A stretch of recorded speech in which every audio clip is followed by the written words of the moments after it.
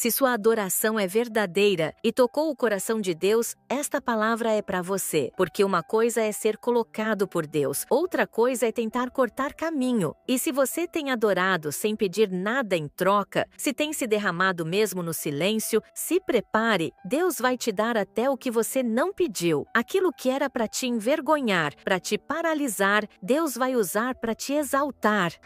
Irmãos, eu vos cumprimento com a paz do Senhor. Vamos a um texto, 1 Reis, capítulo 4.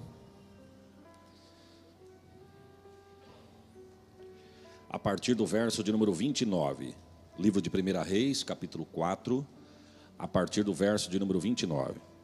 Enquanto os irmãos procuram, eu também quero aqui deixar registrada a minha palavra de gratidão a Deus, pela oportunidade de estar na casa dEle, louvando o nome dEle. Eu sou grato a Deus por esta oportunidade.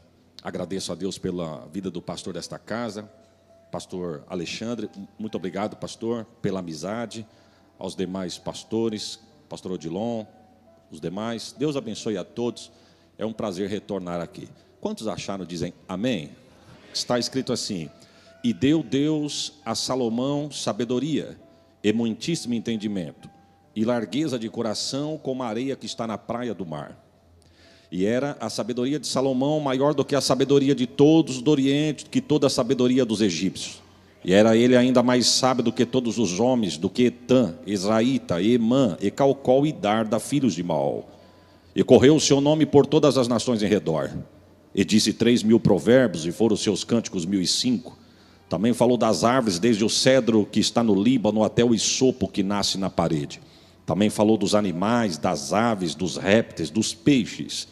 E vinham de todos os povos a ouvir a sabedoria de Salomão, e de todos os reis da terra que tinham ouvido falar da sua sabedoria. Quantos dizem amém, irmãos? Irmãos, a Bíblia vai dizer que está perto de Deus mexendo no trono de Israel. Retornando um pouquinho aqui a história, Davi está reinando em Israel no intervalo de 40 anos. Ele foi o sucessor de Saul, que também reinou por mais 40. Na verdade, quando o povo toma conta da terra, eles conquistam a terra que Deus havia prometido a Abraão lá atrás. O governo era teocrático, mas o povo de Israel, olhando as nações ao redor, a Bíblia diz que eles cobiçaram a forma de ser regido das outras nações. Eles queriam um rei visível, palpável, um rei que falava com eles, eles ouviam, respondia o rei escutava. E a história vai dizer que eles pediram um rei, aí saímos do governo teocrático, entramos na monarquia, e é levantado Saul. Saul reina por 40 anos, ao cabo dos 40 é levantado Davi, que na ocasião da minha fala aqui, ele está reinando já no final do seu reino, e no final do seu reino, quem é levantado para reinar, sucessor de Davi, é o seu filho Salomão. E a história vai dizer que Davi está no trono, reinando, já não é mais aquele menino de 16 anos que matou urso e leão. Davi não é mais aquele jovem que derrubou um gigante. Davi não é mais aquele menino jovem com vigor físico. A história vai dizer que no fim dos seus dias, ele está em cima de uma cama já velho, e a história diz que o reino começa a se agitar. Por quê? Porque a cadeira vai ficar vaga daqui uns dias. E o reino começou a se agitar, porque a coisa que dá agito no reino é cadeira. Os irmãos já viu alguém brigar para lavar chão e limpar banheiro de igreja? Você já viu alguém chegar a brigar e discutir para o pastor porque quer ter uma oportunidade para limpar as cadeiras? Mas você já viu que tem... Aqui não acontece isso não, só lá em Catanduva. Os irmãos já percebeu que tem gente que não se tolera por causa de cargo, microfone, cadeira e posição? Mas melhor do que posição, cargo, cadeira, microfone é ter o nome escrito no livro da vida e morar no céu. O reino começa a se agitar. E a história vai dizer que um dos agitadores do reino na ocasião é Adonias. Porque Adonias, ele era o sucessor de Davi. Na ótica e na lógica humana, o trono era dele. Mas se tem uma coisa que Deus não está preocupado, meu irmão, é com a ordem de chegada da fila do homem. Porque pode até ser o primeiro, e quando for pensar que vai pegar, Deus diz meia volta, vou ver. Aí quando virou, quem pensou que era o primeiro ficou o último. E quem estava no último virou o primeiro. Tem uma notícia: Deus vai tirar teu nome de baixo, colocar por cima, o que é teu e ninguém vai tomar o que Deus falou que é teu. Adonias começa a agitar, porque olhando na ótica humana, irmão, Adonias não estava errado, Adonias estava certo, ele era o próximo na linha da sucessão. A Bíblia vai dizer que Davi, com Adonias, os 4 filhos mais velhos, e Adonias era o quarto. O primeiro era Quileabe, que a Bíblia só fala dele uma vez, ou melhor, Amon, que foi morto por Absalão. Aí depois de Amon vem Quileabe, que a Bíblia só fala dele uma vez. Depois de Quileabe vem Absalão, que mataram o primeiro, que era Amon, que fora morto por Joabe quando ficou pendurado com as cabeleiras lá na árvore. E o quarto era Adonias. Se os três mais velhos eram mortos, Adonias olhou e falou: a cadeira é minha, quem vai tomar conta sou eu. Só que o que Adonias não sabia, que cadeira de Deus não é para quem quer, é para quem Deus chama e quer dar. Eu vou repetir, lugar de Deus não é para quem quer, é para quem Deus chama e quer dar. Adonias quis agitar dizendo: eu vou tomar posse, mas Deus diz: não, não vai tomar não. Até porque, irmão, existia uma profecia acerca da cadeira. A história vai dizer que um dia Davi quis construir a casa de Deus, e o texto diz que Deus repreendeu dizendo que não. Deus disse: eu até deixo você juntar o material, mas construir tu não vai. Quem vai construir a minha casa será um filho teu que ainda vai nascer. Preste atenção no que eu estou falando. Ele disse, Deus falou assim na boca do profeta: quem vai levantar a minha casa é um filho teu que ainda vai nascer. E na ocasião da profecia, Adonias já existia, mas parece que ele faltou no culto da oração que Deus desceu para bradar. Porque crente que não vem na oração, ele anda errado. Crente que não tem ensino da palavra, ele anda errado. E a história vai dizer, irmão, para resumir por causa do horário, o texto diz que Adonias ele começa a fazer aquele tumulto, e ele leva o povo para ele dizendo: vem comigo. Porque todo divisor, ele faz proposta, ele não tem nem para ele, mas ele faz proposta. E ele começou a fazer proposta dizendo: vem comigo. Aí ninguém te vê, aí ninguém te olha, você não tem oportunidade, do nada aí você vai reinar comigo aqui em cima, vem comigo. E a história chega no ouvido de Davi lá na cama dentro do palácio, porque ele está velho, mas unção dada não é unção revogada. E ele começa a dizer: fica tranquilo, lá tem comida, aqui tem unção. Lá tem bebida, aqui tem unção. Lá tem divisão, aqui tem unção. Lá tem quebra, lá tem racha, mas aqui tem unção. E para resumir, Deus tira Adonias e coloca Salomão. Deus tira Adonias e coloca Salomão. Levanta a mão que eu vou profetizar. O que é teu, não tem Adonias que vai tomar aquilo que Deus falou que é teu. Não, se eu fosse você, eu dava um glória melhor do que esse. Eu estou profetizando, família que Deus te deu é tua. A porta de emprego que Deus abriu é tua. Adonias não vai tomar. Receba esta palavra. Olha, irmãos, a história vai dizer, se nós fôssemos falar talvez as dificuldades que Salomão enfrentou para sentar na cadeira, nós íamos virar à noite. Então eu quero enfatizar só duas. Primeiro foi a ganância de Adonias, mas a segunda para mim foi a pior. Foi substituir seu pai Davi. Porque uma coisa é querer, outra coisa é ser chamado para ser. Não adianta querer tomar na força, meu irmão. Porque uma coisa é ser colocado por Deus, outra coisa é chegar porque cortou caminho. Salomão olhou e falou: quem sou eu? Quem sabe, irmão? A Bíblia é muito profunda, a minha mente é muito rasa. Deixa eu parafrasear. Quem sabe Salomão disse assim: quem sou eu para substituir meu pai Davi? Vamos puxar o currículo dele aqui, irmão? Davi é aquele moço que destruiu um leão. Davi é aquele moço que derrubou um urso. Davi é aquele moço que lá em 1 Samuel capítulo 17, versículo 32, se não me falha a memória, ele se apresenta para Saul dizendo: não desfaleça o coração de ninguém por causa do gigante aí. Saul pergunta: por quê? Porque se o Senhor quiser eu vou lá. Aí o versículo 33, Saul fala assim para Davi: contra este gigante você não vai poder pelejar. Por quê? Porque você é muito moço e ele homem de guerra desde a sua mocidade. Aí, irmãos, a história não diz, mas do versículo 32 para o 33 teve uma entrevista. Kevin Corner vai dizer no seu livro Segredos do Tabernáculo de Davi, que Saul pergunta para Davi: quantos anos você tem? Ele diz 16. O que você faz? Pastor de ovelha. Olha o currículo dele como era fraco, irmão. Quantos metros você tem de altura, varão? Hernandes Dias Lopes vai dizer que era por volta de 1,55 m. Kevin Corner vai dizer que era por volta de 1,65 m. Para não dar briga, eu vou dizer que era por volta de 1,60 m. Olha o currículo dele como era fraco. 1,60 m, pastor de ovelha, meu irmão, e 16 anos de idade. Aí se cumpre o versículo 33. Quando Saul diz assim: não, com esse moço você não vai poder pelejar não, porque ele é muito, ele é homem de guerra desde a sua mocidade e você é muito novo. Davi disse assim: eu posso contar 2 testemunhos? Aí Saul vai dizer: deixa eu contar primeiro do Golias para ver se você desiste. Você tem 1,60 m de altura, ele tem 3 metros de altura. Ele pesa 265 quilos. Ele come 6 quilos de comida por dia. O capacete dele pesa 5 quilos. A couraça dele pesa 90 quilos. A ponta da lança dele pesa 12 quilos. E numa distância curta ele joga aquela lança, ela atinge 150 quilômetros por hora. Ou seja, não vai dar tempo de tu piscar, a lança dele te atravessa no meio. Quer voltar para casa? Davi disse: eu posso até voltar, mas eu ainda quero contar os 2 testemunhos. Feliz é o crente que tem testemunho para contar, meu irmão. E ele começa mais ou menos assim: eu estava pastoreando as ovelhas do meu pai, um dia veio um urso todo engraçadinho, mexeu com elas, mexeu comigo, pegou uma ovelha minha, corri atrás do urso, abri a boca do urso, peguei a ovelha, mandei o urso embora e voltei com a ovelha para casa. Fraco o testemunho, né, irmão? Outro dia veio um leão, pode ser mais forte do que o urso, mas com uma ovelha minha na boca não é mais forte do que eu. Eu deixei as demais, corri atrás do leão, peguei ele pela barba, não quis abrir a boca, balancei a cabeça do leão, abri a boca do leão, arranquei a ovelha, mandei o leão embora e está voltando com a ovelha para casa.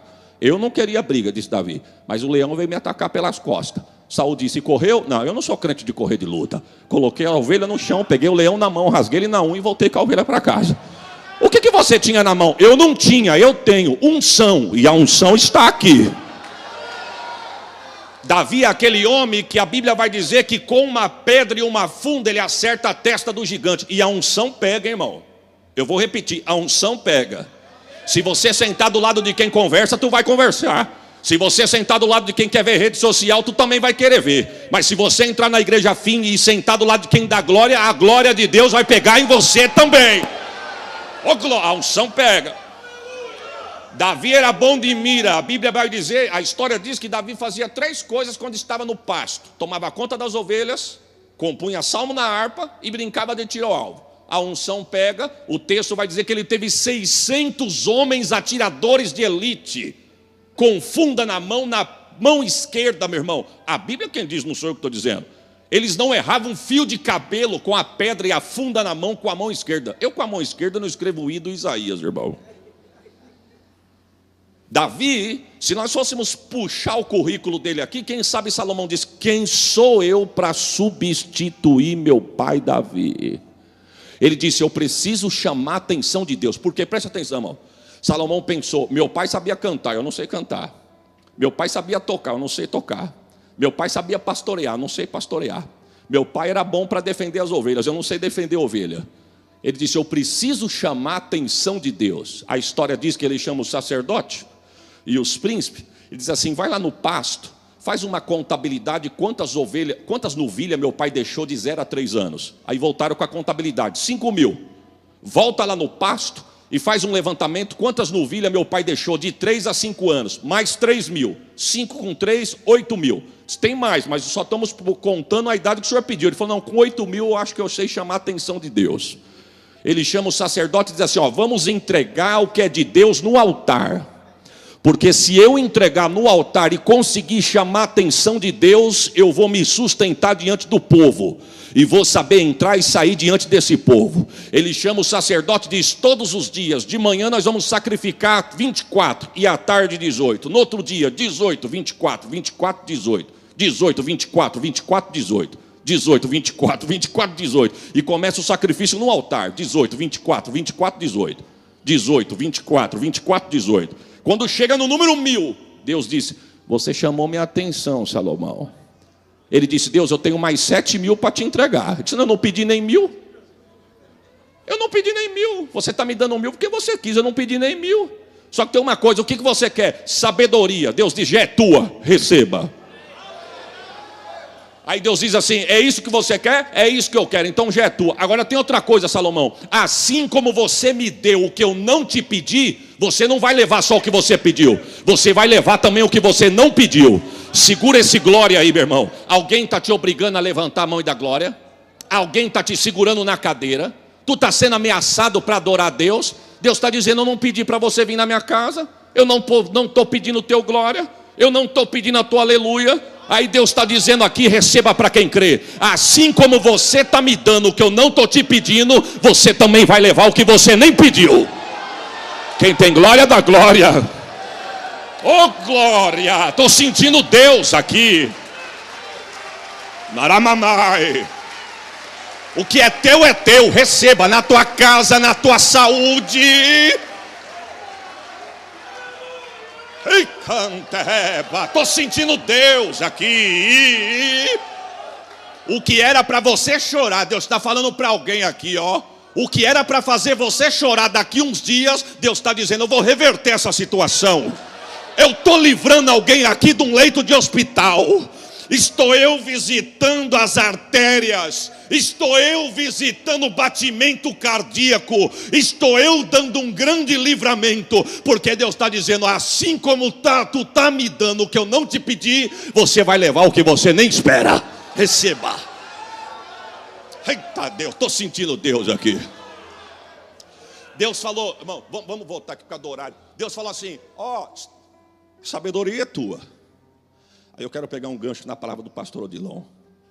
Ele disse assim: como antes de ti não houve, e depois de ti não haverá sábio como tu.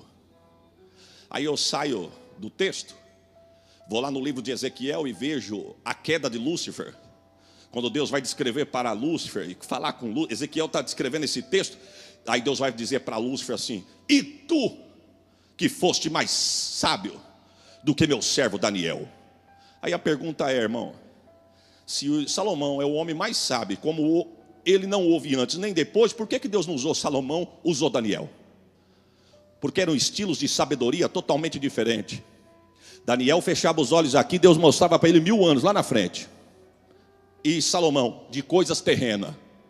Enquanto Daniel era de coisas espirituais, Salomão era de coisas terrenas. A história vai dizer que Salomão foi o primeiro homem a pegar a formiga na palma da mão e descrever os membros da formiga a olho nu. Salomão foi o primeiro homem a olhar o canto da parede e falar que substância que a aranha usava para fazer a teia. Por que tudo gruda na teia e a aranha não gruda na teia? Nós lemos aqui nessa noite que ele foi o primeiro homem a falar da menor planta do Líbano, o cipreste, e da maior, o cedro, que quando adulto tem mais de 40 metros de altura. Só que prepara aí, irmão, aperta o cinto. Se tem uma coisa que Deus nunca vai fazer, é te dar ferramenta para se exibir. Quem canta, canta para a glória dele. Quem toca, toca para a glória dele. Quem prega, prega para a glória dele. Porque tem gente que acha que só ele canta. Aí Deus é tão tremendo que levanta um que canta e toca. Se ficar exibido, Deus tem quem canta, toca e prega. Se ficar metido, Deus tem quem canta, toca, prega, vem na escola dominical, dá glória, é crente de verdade, adora a Deus. Irmão, Deus é demais. Amém ou não amém? Deus é especialista em me colocar onde eu digo que eu não vou. E quando eu abrir os olhos, eu já estou dentro. É verdade ou não é, irmão? Quando Jesus convidou os discípulos para atravessar o mar, ele disse: entremos no barco, passemos para outra margem. Quem sabe os discípulos dizem: vamos dessa. Jesus já mostrou que era Deus aqui em Cafarnaum, vamos ver o que ele tem para fazer lá. Mas se Jesus tivesse dito assim: entremos no barco e se prepara para o que nos espera no meio do mar, eles iam dizer: Senhor, nós te esperamos aqui na volta. Mas Jesus disse: não, vem, não é assim, irmão?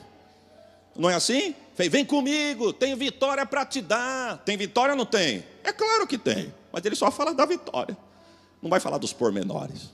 Deus, quando quer, ele cria situações para nos colocar onde ele deseja. Você diz não, mas quando tu vai ver, tu já está dentro. E vou dizer uma coisa, meu irmão: uma vez dentro do barco para sempre. Não tenta voltar não, porque você já andou bastante. E não pula para fora não, porque se aqui dentro está difícil, lá fora está pior. 2 mulheres que adquiriam a vida de forma fácil, a Bíblia vai dizer que eram 2 prostitutas. A história vai dizer que uma teve um filho, passado 3 dias, a companheira de casa também teve um filho. Não é assim que diz a Bíblia? O texto vai dizer que uma dorme em cima da criança, mata a criança asfixiada.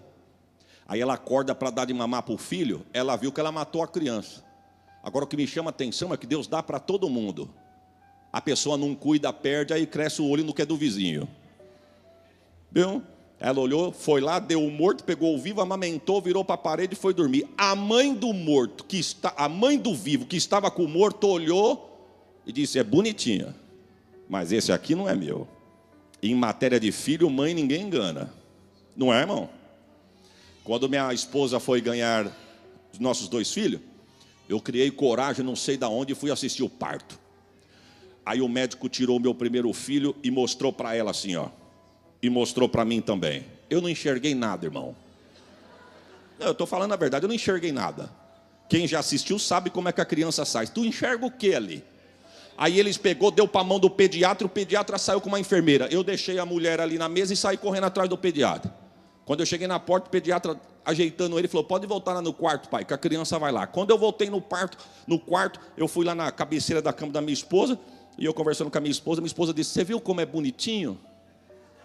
Falei, mas eu não enxerguei nada. Ela falou, você não viu furinho no queixo? Furinho no queixo, anestesiado e aberto, irmão. Em matéria de filho, mãe ninguém engana. A mãe falou, o vivo é meu e o morto é teu. Não, senhora, o morto é teu e o vivo é meu. Vamos falar com quem? Com Salomão. A história vai dizer que ele está dentro da sala da audiência, irmão. Do lado de fora a Bíblia não diz, mas a história me conta que o reino ficou agitado dizendo, eu quero ver o que o filho de Davi vai fazer. Só que eu quero te dar uma notícia, lugar que Deus te colocou, Ele não vai te deixar nem envergonhado nem confundido. Ainda que tenha alguém esperando para ver o que vai dar, quem viver verá. Você conhece o texto? Ele olha o soldado lá na porta, vem cá, pega a criança pelo tornozelo. Da genitália da criança até o couro cabeludo, parta no meio. Se o problema é a criança, metade para cada um, acabou o problema. Aqui não era a mãe, começou a rir, disse, eu sabia que tu tinha uma solução para o problema. Aqui era a mãe, começou a chorar, falou, rei, eu perco a criança, mas não tira a vida dela não, deixa ela viver. Aí Deus diz, está aí Salomão, a verdadeira mãe, para se cumprir o verso 29, e deu Deus a Salomão sabedoria, muitíssimo entendimento e largueza de coração, como a areia que está na praia do mar. Estou profetizando sabedoria na tua vida para resolver essa situação que tem tirado a tua paz. Receba esta palavra em nome de Jesus. Deus pega o nome dele, irmão. Aí o último versículo vai dizer que vinha reis de longe para ver e ouvir. Deus pega o nome dele e sopra. Porque Deus, quando esconde, eu quero ver quem acha. Mas Deus, quando apresenta, eu quero ver quem é que esconde.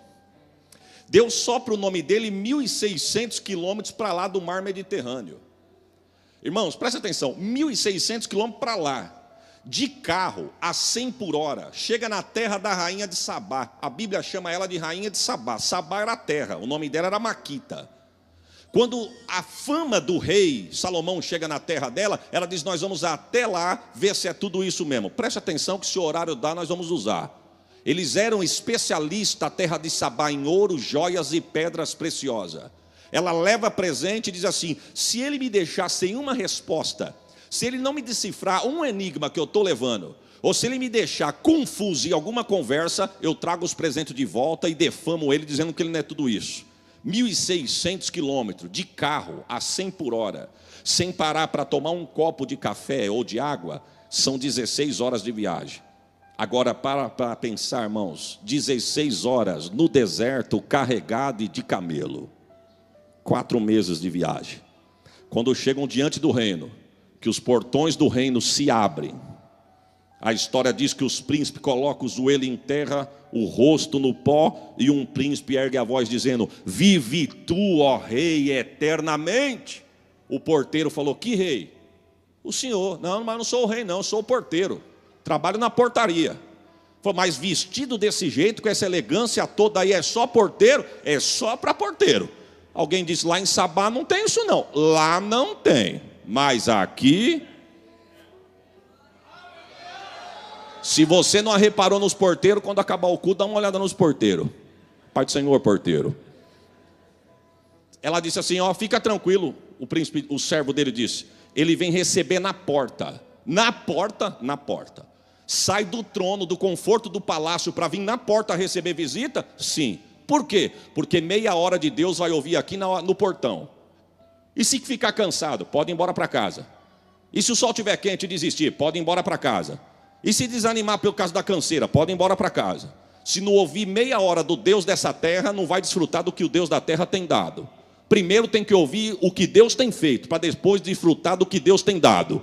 Porque tem gente que é assim, está bonitinho para vir para o culto, mas chegou o parente que quer assistir o Fantástico, ele falta no culto para fazer sala para o Fantástico. Fantástico é o que Jeová vai fazer no culto e o crente não vem aqui ver o que Deus vai fazer. Tudo que vocês vão ver aqui da porta para dentro, dizia ele, quem fez foi o Deus de Abraão, o Deus de Isaac, o Deus de Jacó, o Deus do meu bom pai Davi. A história vai dizer, irmão, que depois dele apresentar o Deus de Israel, ele pede para entrar. E detalhe, já chegaram na hora da refeição. Ele chama assim, soprou. Ele chama e diz, ó, já chegou na hora certa, na hora da refeição, vamos para a sala do banquete. Ela vira para um príncipe dela e diz assim para o príncipe dela, olha, vai nas Mubila e pega o que eu trouxe para comer, o que eu gosto. Ela era rainha, irmãos. Ela comia o de melhor. Ela disse, vai que esse tal de Salomão coloca coisa na mesa que eu não gosto, eu não vim aqui passar fome. Mas quando ela entra na sala da refeição e ela vê a mesa do homem, ela fala para o príncipe dela, guarde as panelas no saco, porque senão nós vamos passar vergonha. Eu achei que eu comia coisa boa em Sabá, coisa boa nós vamos comer hoje aqui, ó. Salomão, irmão, e a refeição é terrível, né? Tu sentar na mesa para comer um cardápio que tu não te agrada. Deixa eu abrir um parênteses aqui, irmão. Deus me levou para Israel o ano passado. A viagem é fantástica. Mas eu à parte, a refeição é terrível, irmão. E aí eu falei para minha esposa, filha, eu não vejo a hora de chegar no Brasil e comer um arroz, um feijão, um bife. É o nosso paladar, irmão. Não é verdade? Um arroz, feijão, um ovo frito. Eu sentia a falta do ovo frito. E detalhe, o voo desceu aqui em Guarulhos, eu tinha que andar mais 400 quilômetros para chegar em casa. Falei para minha esposa, até chegar em casa para comer o teu tempero. Ela falou, mas coma alguma coisa antes de pegar a estrada. Chegamos 6 horas da manhã, pastor Alexandre. Perdi o rumo, falei assim para o taxista, me leva até tal lugar na zona norte de São Paulo. Quando passamos na frente de uma padaria, que eu vi que a padaria estava aberta, falei para ele, pode me deixar aqui que eu vou tomar um café. Paguei o táxi, desci com a mala. Quando eu cheguei no balcão, tinha um casal aqui e um rapaz aqui. Aí o rapaz com a mocinha disse assim, queremos 2 pão de queijo e um chocolate quente. Eu falei, e o senhor? Eu quero um pão na chapa e um café preto. Aí olhou para mim e falou, e o senhor? Eu quero um pão com bife, vinagrete e uma jarra de suco de laranja. Ele olhou para mim e falou assim, desculpa da brincadeira, mas você estava preso? Eu falei, não, eu estava no deserto mesmo. Paladar é tudo, irmão. Salomão mandava matar 100 cabeças de ovelha por dia, 30 cabeças de boi por dia, 600 cântaros de vinho por dia, 300 ciclos de medida de farinha da grossa e 300 da moída. Quando ela olhou aquilo, ela disse, tudo isso só na hora do almoço? Só na hora do almoço. Tudo isso aqui só nesse período que nós estamos aqui? Só nesse período que nós estamos aqui. Em Sabá não tem isso não, lá não tem, mas aqui tem. Seja alimentado pela palavra de Deus aqui nessa noite. Quem estava de pé, irmãos, limpando as vidraças do palácio, era dada a ordem para descer e vir comer. Quem estava limpando o chão do palácio, era dada a ordem para largar o pano e vir comer. Sentado na mesa, ela olhou e ficou horrorizada. Ela disse, os teus escravos sentam na mesa para comer com você, suado. Salomão disse, tu acha que eu vou comer tudo isso sozinho, é? A mesa é para quem trabalha, não é só para quem quer, não. Quem trabalha pode sentar na mesa e comer. Tem mesa de Deus preparado para nós aqui nessa noite, irmão. O que você precisa tem na mesa de Deus. É cura, receba. É porta de emprego, receba. É salvação na tua casa, receba. É alegria no teu coração, dê um glória aí, receba a alegria de Deus no teu coração. Ela disse, nem os meus príncipes, olha o que ela disse, irmão, nem os meus príncipes tem tanta reverência quanto os teus escravos para sentar diante do rei. Não tem não? Não, lá não tem. Afinal de contas nós estamos na casa do rei. Oh glória. Aqui que é o lugar da reverência. Aqui que é o lugar da postura. Aqui é o lugar da devoção, da adoração. Deixa eu abrir um parênteses aqui, pastor Alexandre. Nós somos em 3 irmãos. Eu sou o caçula dos 3, estou em Catanduva. A minha irmã do meio mora na zona norte de São Paulo. E a minha irmã mais velha mora na cidade de Osasco. A minha mãe é desse tamanho, irmão. Dessa grossura. E pensa numa mulher séria quando fala de igreja. A gente estava pronto para ir para a igreja. Ela dizia assim, varão, Márcia, Fabiana, Isaías, nós estamos indo para a igreja. Alguém quer beber água? Os irmãos já sentiram já, né, irmão? Reverência. E a gente, não, alguém quer usar o banheiro? Não, porque se chegar na igreja e andar, em casa nós vamos conversar. Era raro nós chegarmos na igreja e o culto já ter começado, irmão. A não ser quando a chuva pegava antes. Mas se ela saísse na janela e visse que estava armando a chuva, nós saíamos antes da chuva. Quando nós chegávamos na igreja, o culto ainda não tinha começado, ela dava a segunda oportunidade. Alguém quer usar o banheiro? Quer beber água? E um dia, irmão, eu não sei se eu não conhecia a mãe que eu tinha, eu estava tentando a Deus. A nossa igreja é bem pequenininha, varão. Era, né? Bem pequenininha, onde nós cooperávamos.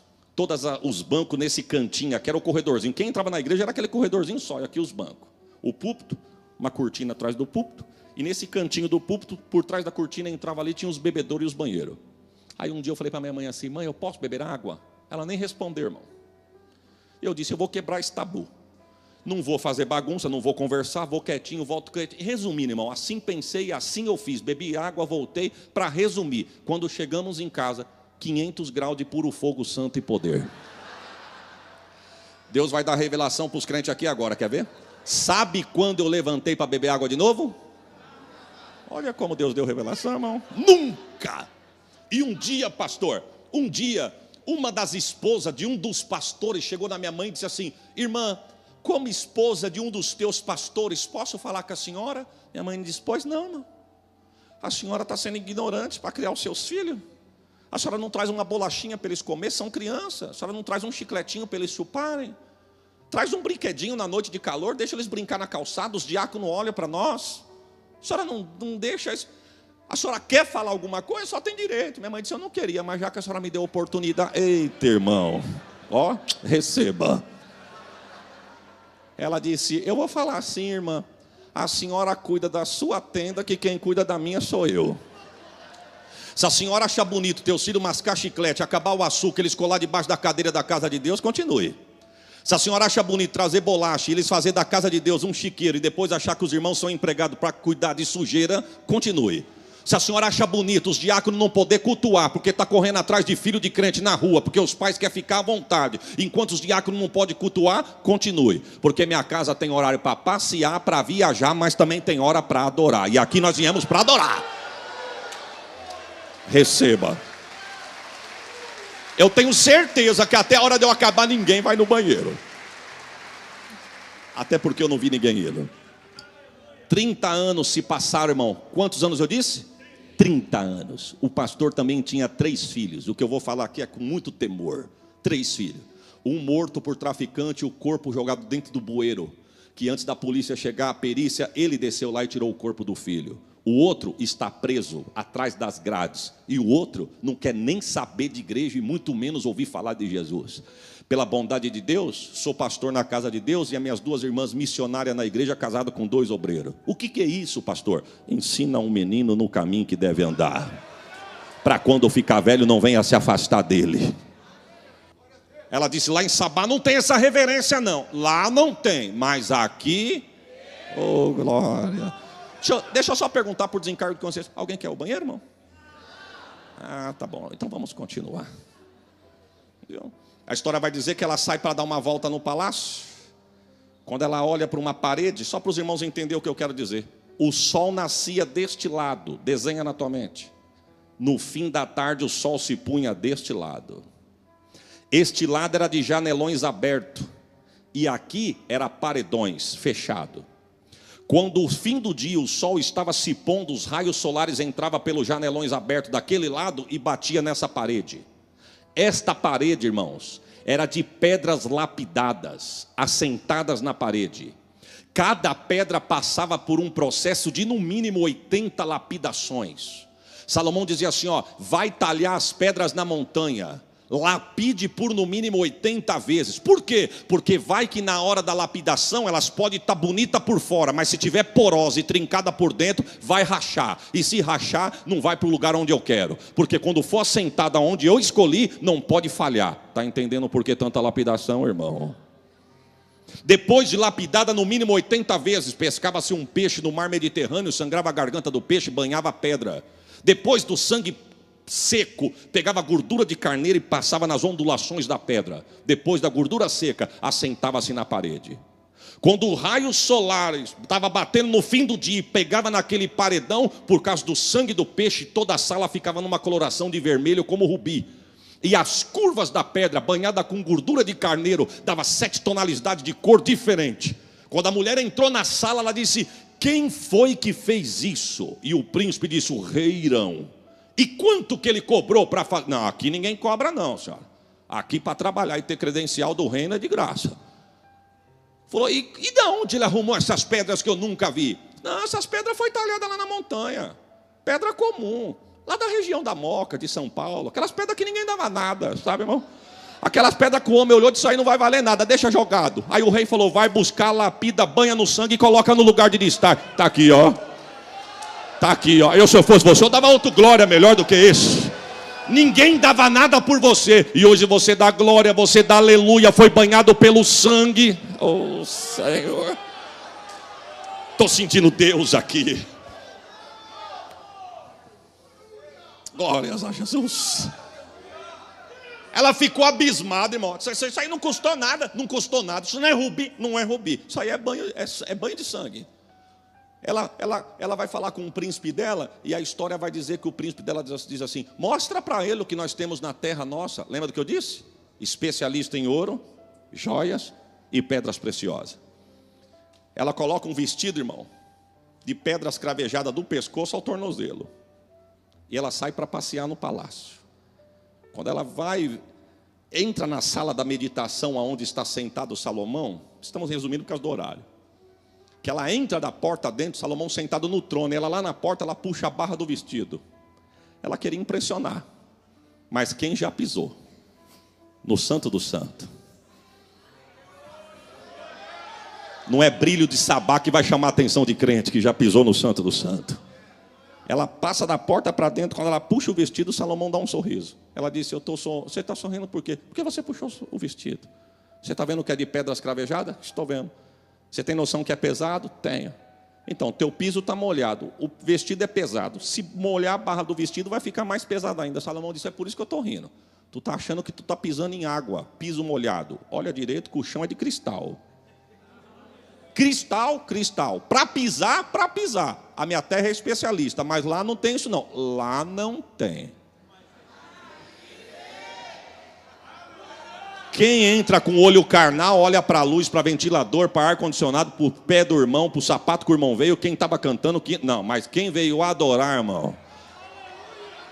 Oh, Jesus. Vamos para frente, irmão. Ela vai presentear Salomão. Tudo que ela dava, ele não chamava de atenção. Quando ela acaba de dar o último presente, ele diz assim para ela: assim como você veio me presentear, tu também vai levar. Ele abre a porta da sala do tesouro, coloca ela de porta dentro e fala para ela: pode escolher o que você quiser. Quando ela entra para dentro da sala do tesouro, irmão, o pescoço sobe e o queixo desce.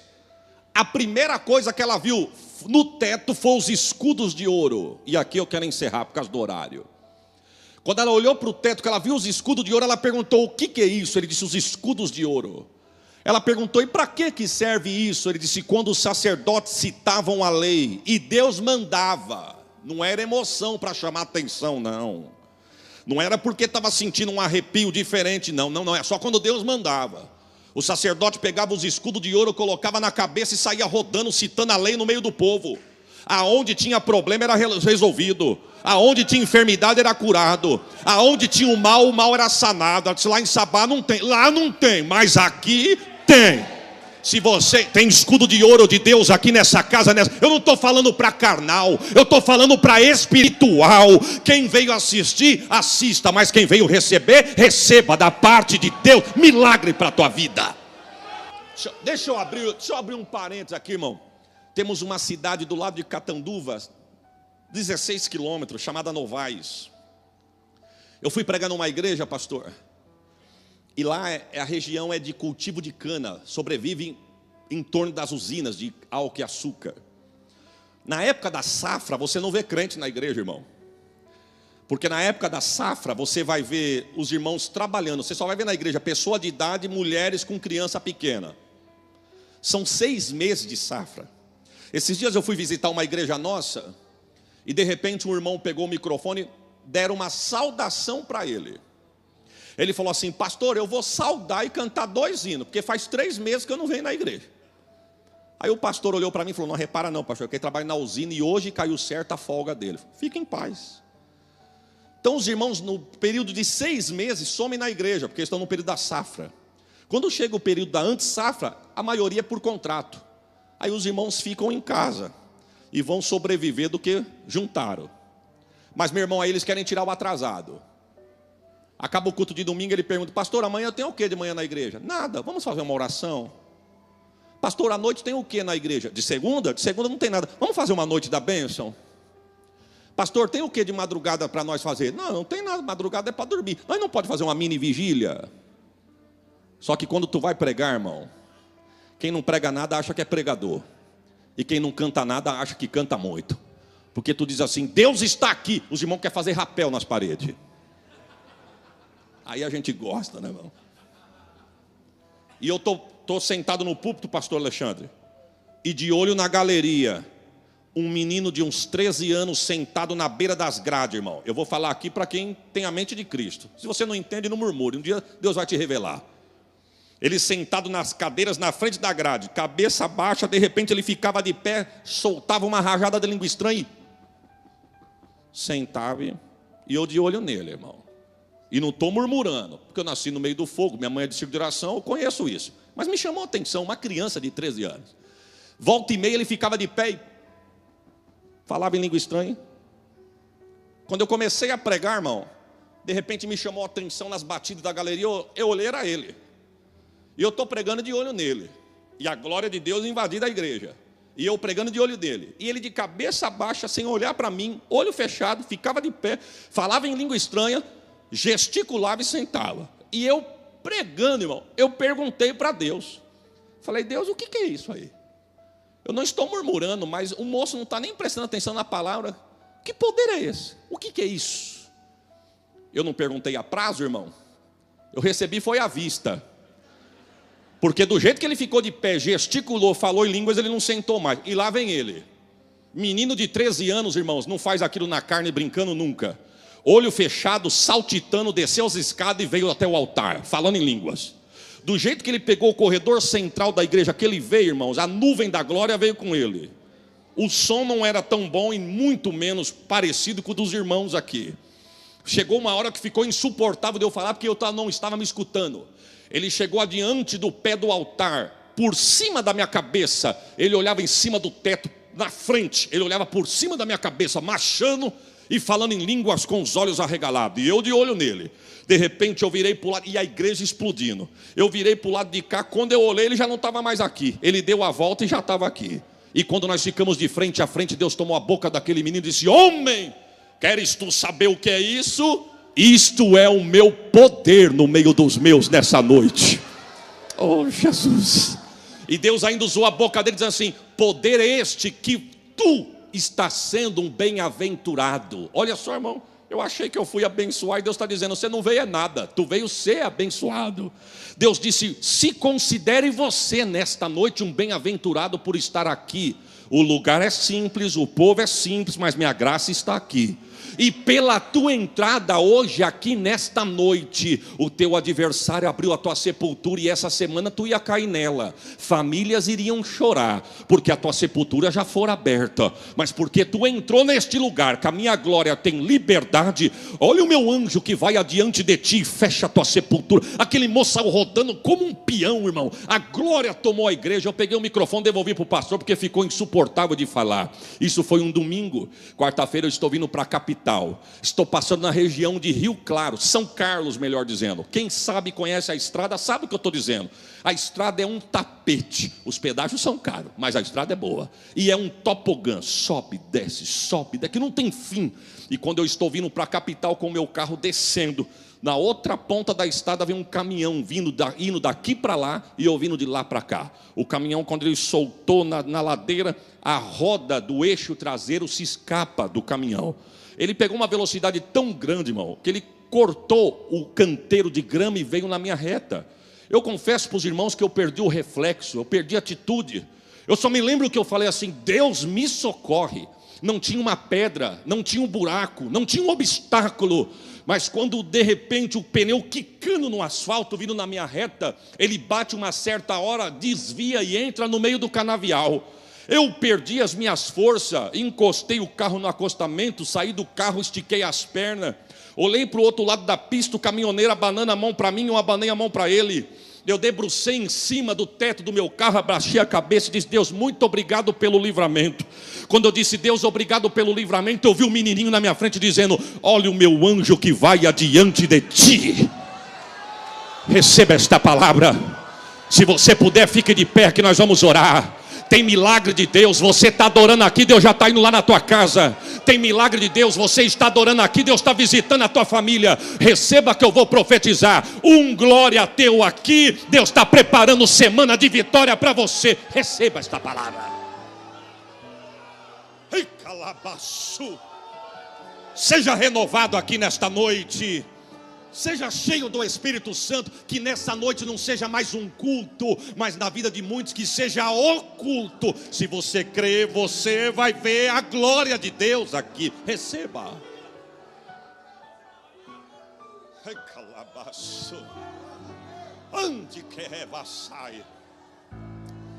Há alguém no nosso meio aqui nesta noite que ainda talvez não é crente, ou quem sabe você está afastado dos caminhos do Senhor. Dê um sinal com a sua mão e vem aqui que nós vamos orar por você. Um moço, uma moça, um jovem, uma jovem, um senhor, uma senhora. Dê um sinal com a sua mão e vem aqui que nós vamos orar por você. Se há alguém aqui nessa noite que você saiu da tua casa e você precisa de um milagre de Deus por esses dias. Não estou aqui para agitar as águas, porque as águas já estão agitadas. Eu não tenho milagre para fazer na tua vida, mas o dono desta casa tem. Se você crê, vem aqui que nós vamos orar por você.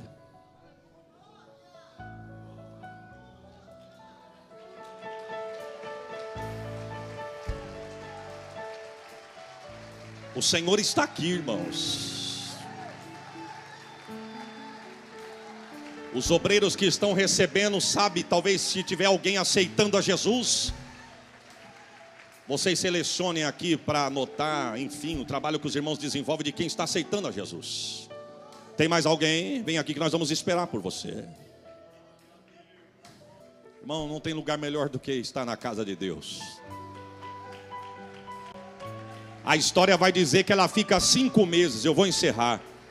5 meses, eu estou falando do primeiro dia, ela vai ficar 5 meses.